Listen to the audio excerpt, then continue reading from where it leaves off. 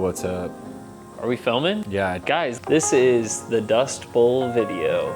Dust Bowl is the biggest race in Indiana. Did you know that? Yeah, it's like I don't even know if that's true. I just said that because it's probably a fact. It's one of the biggest gravel races in the country. I mean, it's a 1,000 person race. So when it first started, I did the very first one like 6 years ago, I think, and I've done all of them except for one since then. When it first started, I think Mark, the race director, capped the field at 200. Yeah. And I don't think he got to 200. And then this year, he capped the field at 1,200 and it sold out in like a week.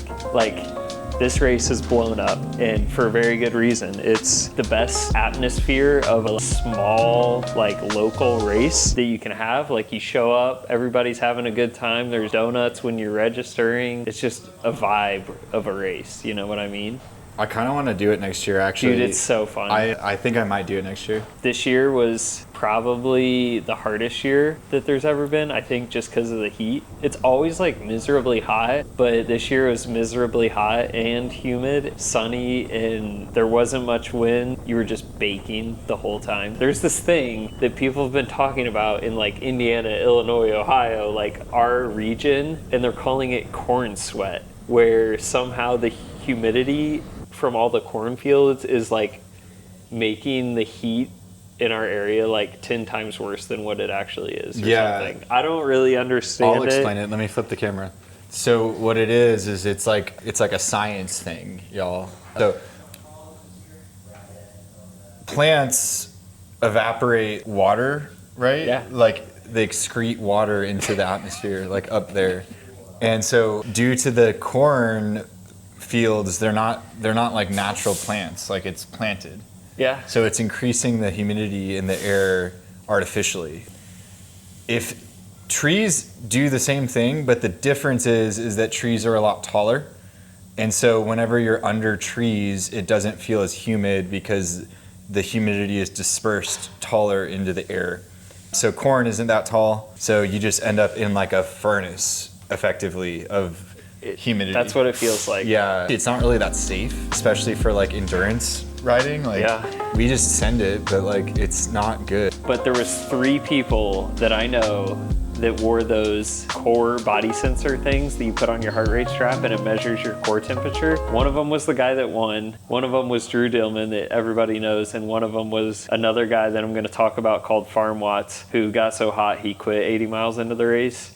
And then the other 2, Drew and the guy that won, said that their heat, body temperature, whatever, was so hot that you're not supposed to spend more than like 5 minutes in that zone. And they were in that zone the entire race. It was so hot, like everybody was dealing with it, obviously, but it was like, it hurt to ride. I started the ride with gloves on, and at mile like 70 or something, I was like, I have to take these off. My like hands were baking because there wasn't air getting to them. The course is 100 miles long, mostly, it's like 65-70% gravel. The other is road. There's like one double track section that's kind of fun, and there is 160 turns in the race, so you really don't go more than a mile or so without having to take a 90-degree turn, which is a factor in this race. Normally turns don't matter, but when you're doing it that much, you have to know how to corner good, and you have to be able to stand up and pedal hard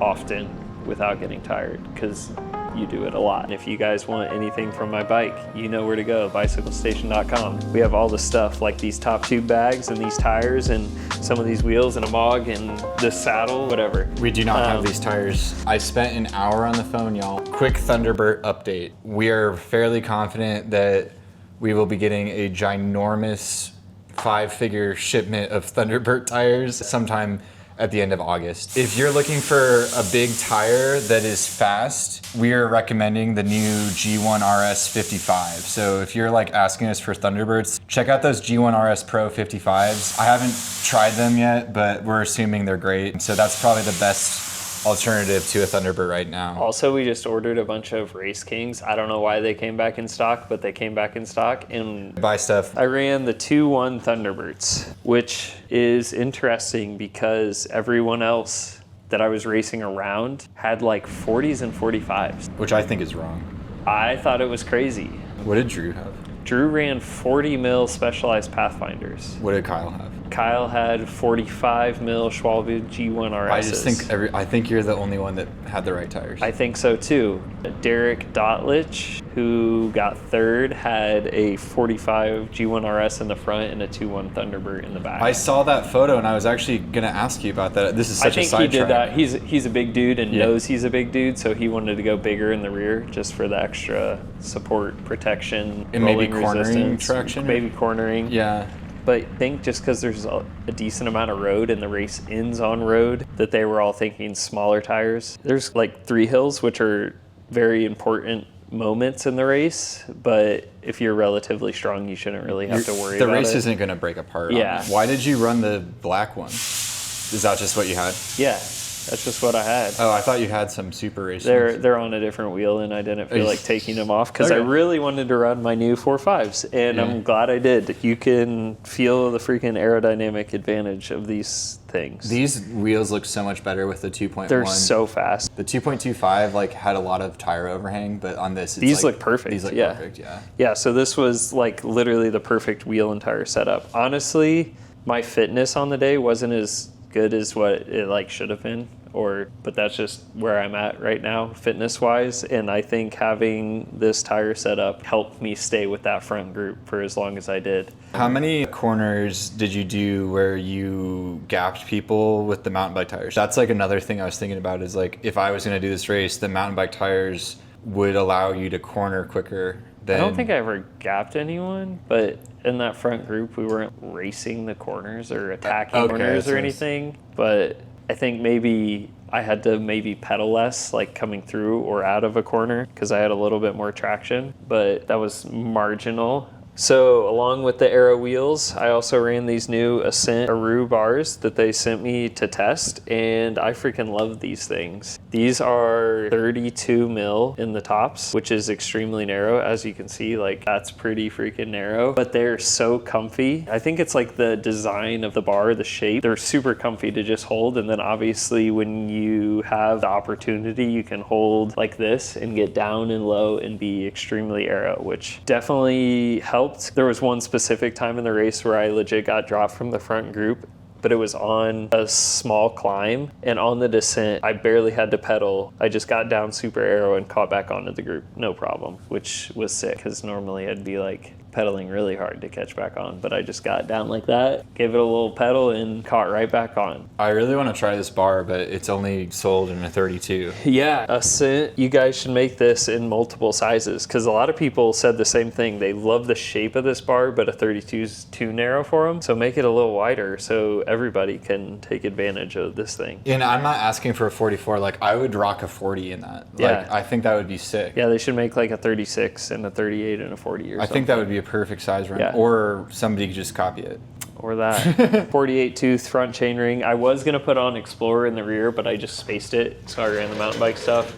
I think this is one of those races where the Explorer makes sense. 100%, yeah. Saves a little bit of weight. You don't need the 52 tooth at all because the course is completely flat. I also waxed my chain for this. Which wax did you use? I knew you were going to ask that. I mixed Silka and ceramic speed endurance in one thing, and I waxed it. Okay, wait a second. What crock pot is that in? My crock pot. Oh, okay. That stuff is good. I honestly think the ceramic speed is better than the Silka stuff. This stuff is really good. I think that ceramic speed stuff's better, man. Nah, man. If you're listening, you gotta buy both and mix them together. Like, it is good.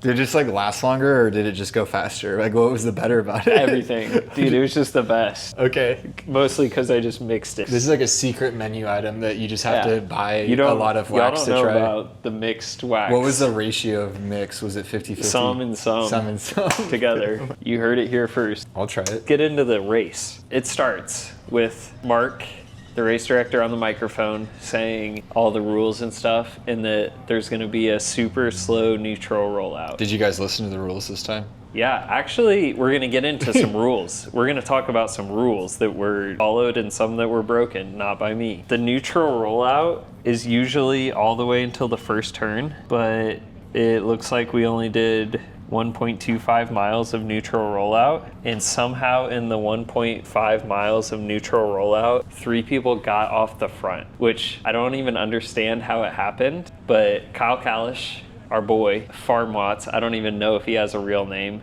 I've never heard his actual name. Abyssal Rider got off the front, and like we were all just in neutral rollout, and then I realized there's 3 dudes like a half mile up the road, and I was like, what is going on? So did they go around Mark? No, the car was like way up there, but I was like, wait, I thought we were neutral rollouting. And so they were way up the road, and I rolled up to Drew, and I was like, that's Farm Watts and Kyle Kalish up there. I was like, we got to do something, and we got to do it quickly. So I immediately just pegged it. Drew went after me. Of course, the whole field's following because we're a mile into the race. Everybody's super fresh. After Drew went, so I went, Drew went, no one else went after that. We're like, okay, waited a second or two. We did it again. As soon as I went, everyone followed. Drew went, everyone followed. Drew, after Drew was done, no one else did anything. And that's because Bissell was up the road and Farm Watts was up the road. And Farm Watts' team had 7 riders and Bissell's team had 12. So they were playing the team card super early on by not polling because they had riders up the road, which is fair. I actually think it's pretty cool.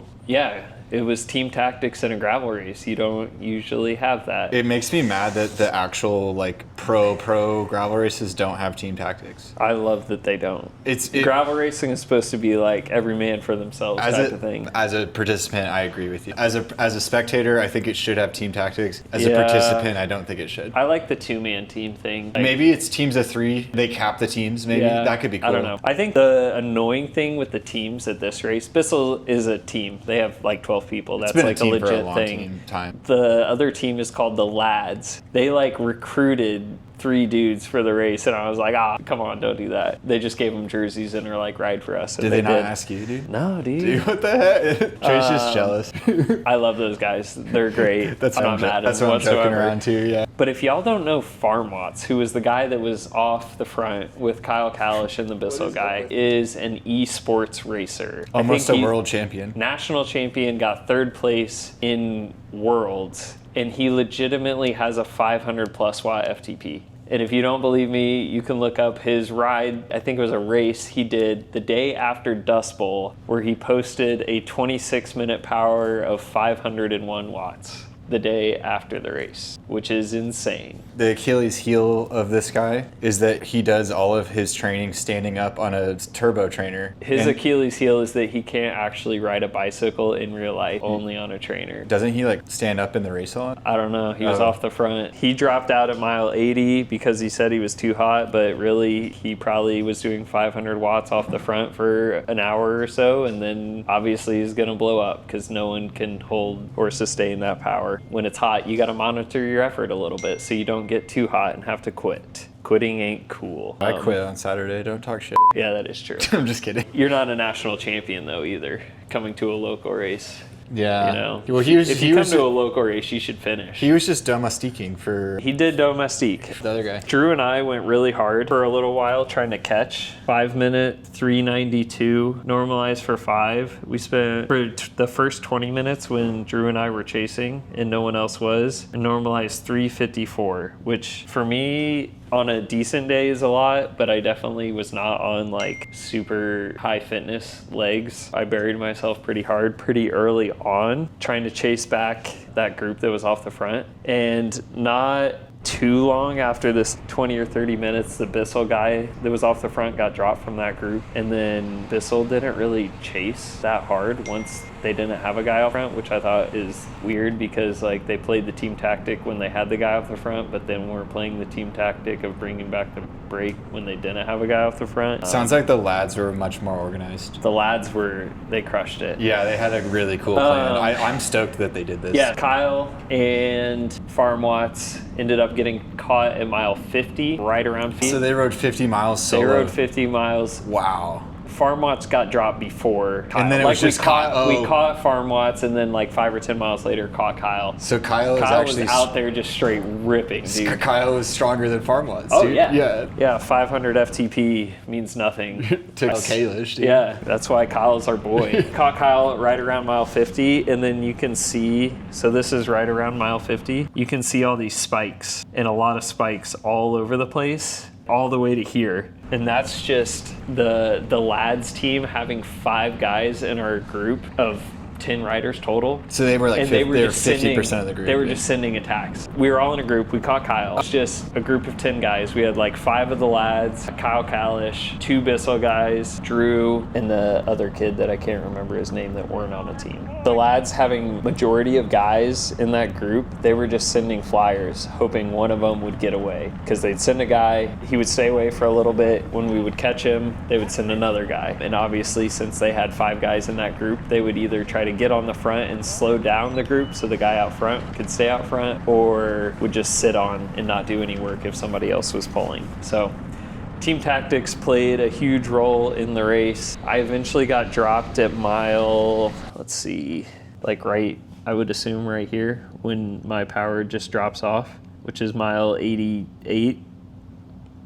That's where I got dropped. So I was solo for the last 36 minutes of the race. Sounds like that group that now is down to 5, I think, after I got dropped. Wait, 6. So you made it to the top. What place did you finish? I finished 7th. So Okay, there were 7 of us when I got dropped. So you guys were losing people over the last 50 miles. And then at the same time I got dropped, Spencer Miller, who was on the lads, got dropped. We were off the back, so then it was down to just 5 in that group. Ended up being the one guy that finally stayed away. His name is Zach Neer. He finally got away at mile like 80 or something. So he did 20 miles by himself, and he posted on his Instagram that he averaged just under 24 miles an hour for the last 20 miles by himself, which is insane. That guy was crushing it.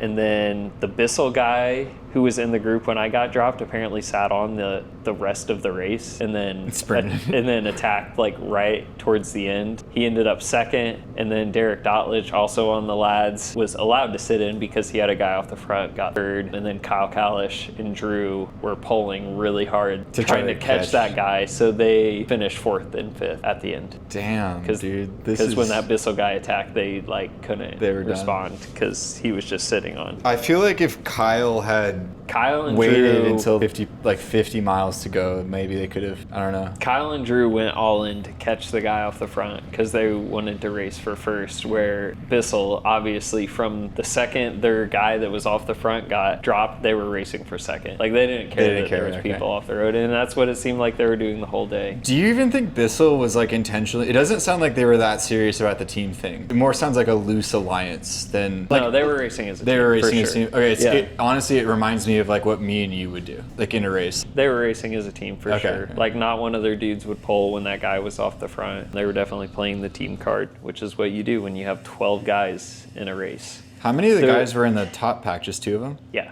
Dang. So there's a hill. It's like right at mile 40. That's like the main steep one. It's not really that long as it looks in here. It's only like a minute, but the race goes down from 500 dudes to the lead group of 10 on one hill right about mile 40. Like just everyone gets dropped there. Is it hectic with the peloton, or is it everybody kind of like it goes where they should be, but it's like me and the guys that knew where the hill was and want to be off the front after the hill. We just pedaled hard to get to the front on the descent into the hill, and then you come out the top and it's just a small group of people. That's what I was. I'm sure if you're 30th wheel, it's probably really hectic back there, but I was in the very front, so I didn't have any problems. This race has always intimidated me because of just the sheer amount of people. There's always a lot of crashes. I'm not trying to be offensive at all. The sheer amount of people that do this race, that it might, like they're really strong road guys maybe, but they have like very little gravel experience. Is that a fair way to put this? Yeah. Reality is like I am borderline likely not strong enough personally to make this A group that Trey's been talking about. Probably could do it for like a little bit, but not a long time. What I would end up doing is racing with all these really strong dudes who have very low off-road ability, and it's terrifying. That's why I've never done this race. The scary thing about this race is that first 40 miles, it's completely flat and all there is turns. Since it's so early in the race, everyone's strong for a little while. There's just a ton of people. So for the first 40 miles, it's like a crit on gravel just because there's a ton of people. They can all keep up and we're going fast and there's nothing to break the group apart. So it's just people jam-packed together, all racing way too close, all thinking they're going to win the race. So they're up at the front when they should probably be sitting 30th, 40th wheel and just chilling back there, but they're like trying to race for wheels that they shouldn't be. I mean, kudos to those dudes for like going after it. It makes the race a little dangerous. I think this year was probably one of the better ones, but in like last year, I remember there just being carnage, dude. Tons of crash. Every corner, there was like 10 crashes. It was crazy. Our friend Ben got like caught up in that bad crash. Tons of people just went down everywhere. Maybe the people who like I just was talking about have been doing gravel long enough that maybe they're starting to get better. Like maybe the group, the whole collective. I think just the bigger tire is helping a lot. Is helping. Like people can now go through corners without sliding out in every corner. Like everybody's on bigger tires now. We appreciate you if that's you. If we're talking about you right now, thank you for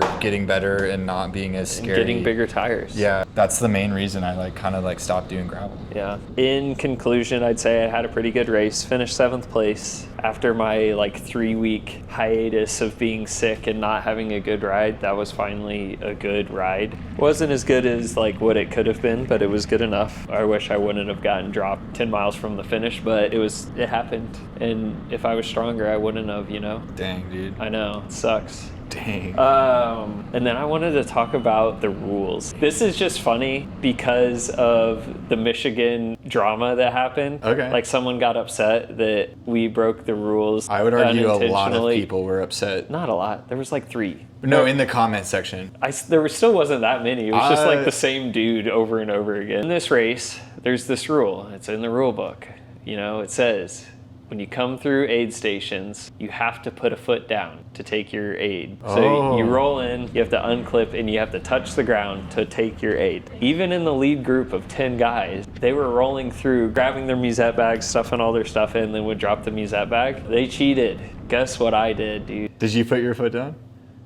No, guess what I did about them cheating? I didn't do anything because I didn't care. Because it's a freaking small little gravel race and it doesn't matter. It's not that small. Even if it was unbound and I was racing Keegan Swinson and the rule was to put a foot down and he didn't, who cares? You know? I didn't go up to Mark after the race and been like, hey, I think everyone ahead of me didn't put their foot down to take their feed, so I think they should all be disqualified and go on a rant. Well, Mark will probably see this. Maybe he can chime in, and we're not asking for anything to actually happen, Mark. The rule makes sense. Yeah. I think the rule is there so people don't pull a Payson McKelvin and try to ride through a feed and grab their bottle and just go flying over the handlebars and break their leg, because it can be kind of dangerous, especially if you're a newer rider on gravel trying to take a handoff and grab something. If you don't practice that enough, it's kind of dangerous. My take on this, and I'm kind of just talking directly to Mark, you should do a pro field at this race. It's big enough. It's almost big enough. No, I think it's legitimately big enough. And even if it's 40 dudes, that's still big enough of a race. Yeah. And then let the pros do the crude hand-ups just like unbound, and then keep the old rule for the amateur race. Yeah. I think that would be a way to progress the event, because the event's rules are made for what was a grassroots 250 person thing that is now a huge deal. It is. Yeah, it's a big race. That's my take on this. Because nobody should be disqualified for that. Because Kyle and Drew and everybody in that lead group, technically in my view, is a pro gravel racer. Like legitimately. Yeah, depending on how you qualify it. Yeah. Yeah, I think everybody in that group is easily considered a pro. So yeah. Just my take on the situation. If you see something that upsets you in a gravel race, or any race, it's okay. So I didn't even know this until after the race. Supposedly there was neutral ice socks. Oh. And they were just riding through, grabbing a bunch of ice socks and stuffing them. So I don't know if the neutral ice socks were also a part of that rule where you had to put a foot down or not, but they were riding through, grabbing ice socks, and I was like, dang, I really would like an ice sock right now. But I didn't know they were even neutral. I thought Oh, it was you like thought it was the I thought 13 stuff going on. I'm upset that I didn't know there was neutral ice socks. That's the only thing I'm upset about because it was so hot. I would have killed for a freaking ice sock. Dang, dude. Yeah, had a good race. Felt decently heat trained. Got pretty hot, but not so hot that I had to quit. And yeah, do Dust Bowl because it's a freaking amazing race. I definitely think I'm gonna do it next year. Everybody has to do Dust Bowl. Also, I've been avoiding so it. I was 7th place. 5 of the top 7 people were on NVMogs. That is true. They were on NVMogs with 4.5. So if you guys want the fastest gravel bike, it's pretty obvious because 5 of the top 7 were on NVMogs.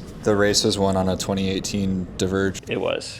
Yeah. I just thought I had to say Dude, I want to know what Zach Neer's power was for the last 20 miles when he solo off. Somebody who knows, comment down below. I did 2:30 the last, once I got dropped, so 10 miles, and lost like 5 minutes. And 2:30 is pretty freaking bad, but I averaged 20.5 solo. Maybe like So- 300 maybe? Yeah, but 300 after 4 hours in that heat, I couldn't imagine doing that. Damn. Like I was pretty cooked. Maybe if I had all the ice socks and stuff, I would have been able to do it. Maybe but if you had a 2018 Diverge. maybe that's all it takes to go 24 miles an hour for an hour, dude. That bike That's- was pretty good actually. That's crazy. It was effectively a road bike. Nowadays it's like effectively. It just had like Ultegra on it. Yeah. It was a straight up road bike. Also, if there's a guy in your race that says he has a 500 watt FTP, don't worry about him. I love the lore of Farm Watts. I have no clue who this Farm guy Watts is. has lore. He has like lore, dude. In his Strava thing, he said he's never going to race gravel again, so I guess you don't even have to worry Oh, about he's it. retired. Yeah. Dang. Yeah, he's had nothing but bad luck with gravel, I think. Well, there was that one Dirty South through Bay where he blew the field out. He did win, and then after that went to Unbound and crashed, and then came to this race and blew up 500 watts for over 20 minutes, and I was like, who does that? Check him out on He's Instagram. got to be the strongest guy in America. Surely. No one else is doing 500 watts for over 20 minutes on a regular basis. He was almost world champion Zwift, dude. Yeah, And I'm not maybe even saying he that. will be. I'm not even saying that in an ironic way. He was legitimately almost a world champion cyclist. 3rd place in the world on a trainer, standing up, pedaling at 500 watts. Crazy. Thank y'all for watching. Buy a custom built NVMog from us. Hit me up and I'll build it for you. Sweet. All right. Later. Bye. Bye.